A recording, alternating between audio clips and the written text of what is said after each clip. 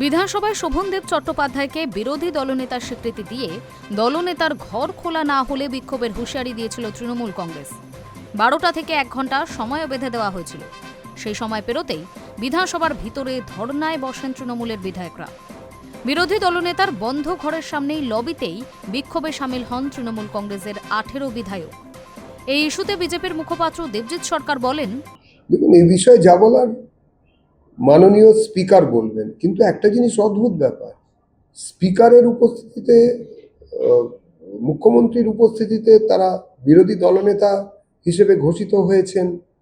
এটা আবার বড় কথা কি? কারণ ওদের কি কেউ বিরোধী দলনেতা নিয়ে কোনো অনিশ্চিত ব্যাপার ঘটিয়েছেন? তৃণমূলের তরফ থেকে এসব একটা কিছু হয়েছে শুনলাম।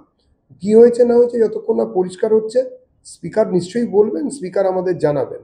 মহামান্য স্পিকার, তিনি বিধানসভার বিষয়ের অথরিটি, একমাত্র তিনি এই বিষয়ে বলতে পারবেন। অন্যদিকে বিভিন্ন জায়গায় একের পর এক তৃণমূল কাউন্সিলর ইস্তফা দিচ্ছেন। এই বিষয়ে বিজেপির মুখপাত্র জানান, ভয়, এখন মানুষের ভয় নাকি তাদের অন্যরকম চাপ আসছে?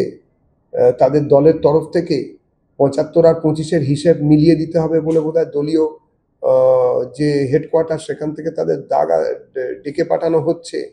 বিভিন্ন রকম করাপশন এইসব মিউনিসিপ্যালিটিগুলোতে হয়েছিল, সেটা মিউনিসিপ্যালিটিতে লোক রাখা থেকে শুরু করে বিভিন্ন রকমের সেই সব করাপশন বা দুর্নীতির সঙ্গে যারা যুক্ত ছিলেন, যারা যুক্ত ছিলেন না বলে দাবি করেছেন, সবারটাই খতিয়ে দেখা হবে।